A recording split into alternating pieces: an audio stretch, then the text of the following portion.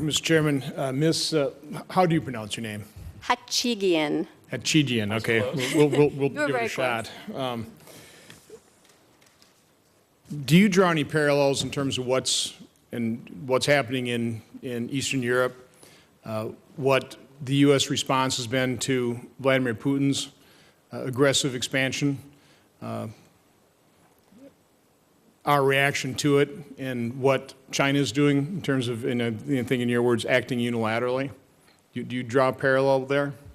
I see the parallel that you're drawing, but we have very strong interests in Asia that the rebalance is all about, and I don't think anyone should doubt our resolve to realize those interests and those of our allies in the region.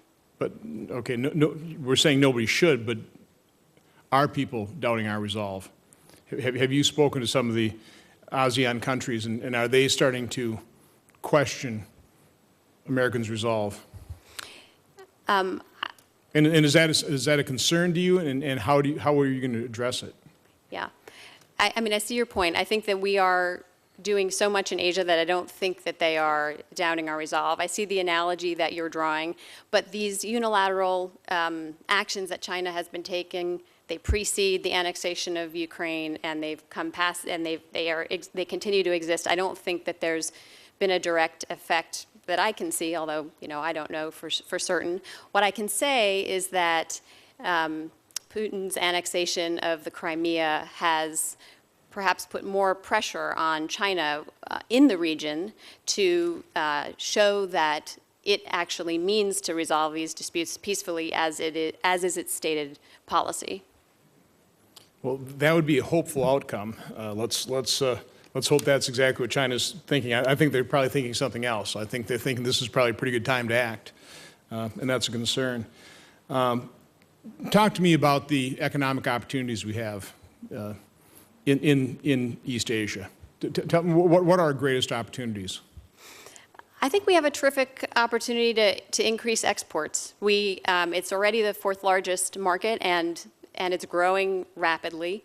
ASEAN has plans to form an integrated economic community, which over time will mean more harmonization of standards and regulations across the 10 countries, and I think that will make it a lot easier for our exporters.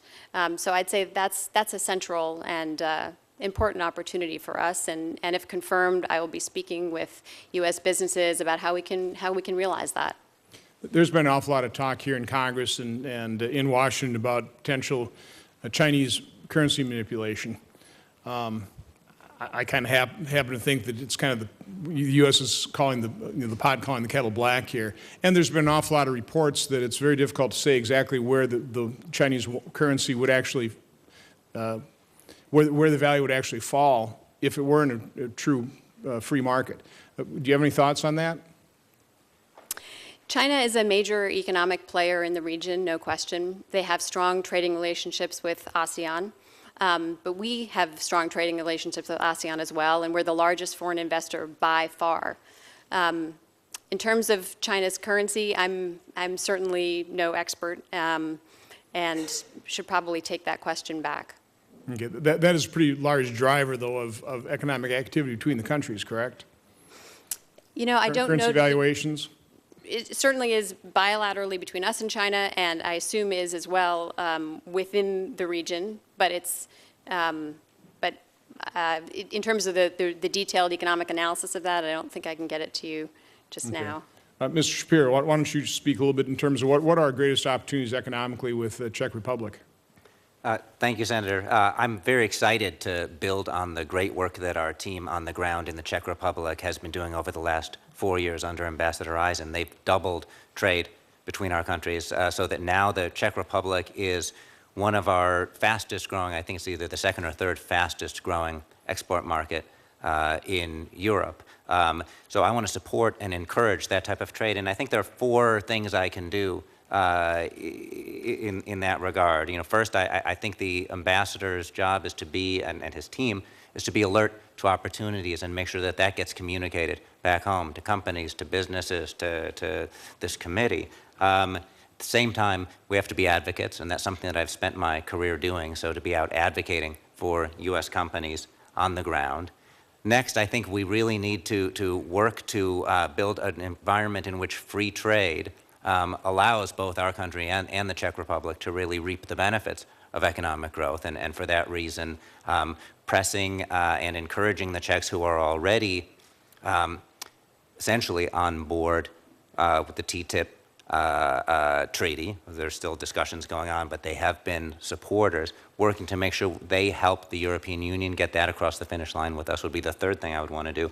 And then fourth, as Senator Murphy said, I think before you were coming in, is to do all I can to level the playing field by pressing for rule of law and advancing the anti-corruption efforts that we already have underway, especially in procurement. If you're a U.S. company coming in, you need to know that the rules are going to apply by one yardstick to everyone. So specifically, in what product areas or service areas have exports grown, and are those the same areas that there's renewed or increased opportunity in the future, or are there some other areas as well? I mean, specifically with the product or service areas. Right. So with the U.S. exporting to the Czech Republic, I know that we have increased exports in high tech, and that we also have large research and development capabilities that some American companies have placed in the Czech Republic. In turn, the Czechs mainly export manufactured goods to the United States. I think there's a great deal of opportunity, but I probably will need to be on the ground and surveying the landscape before I can opine as to whether one sector or another is best for us. We had hoped that the area of nuclear energy would be one, and as we discussed earlier, there still may be some hope to revise that effort. That's certainly something that creates a tremendous amount of jobs back here in the United States. You know, both Senator Murphy and I have been involved in meetings with European partners, and there's always a great deal of vocal support for TTIP in general, but then it kind of gets down to the specific issues. Are you aware of any specific trouble spots in terms of negotiating TTIP that will come out of the Czech Republic? Nothing unique to the Czech Republic, other than there's some concerns about farmers' markets and whether farmers' markets and agriculture will be affected in a way that hurts Czech farmers. And I think that's not the case. And so one of my jobs, and I know our team is already doing this, will be to make sure that this story gets out about how a mutually beneficial treaty between the U.S. and the EU can benefit everyone. But the short answer to your question is there are no large concerns on the horizon that we've heard, nothing different from what we're seeing in many of the European countries. Okay, well, thank you. Thanks, Mr. Chairman. Thank you, Senator Johnson. One of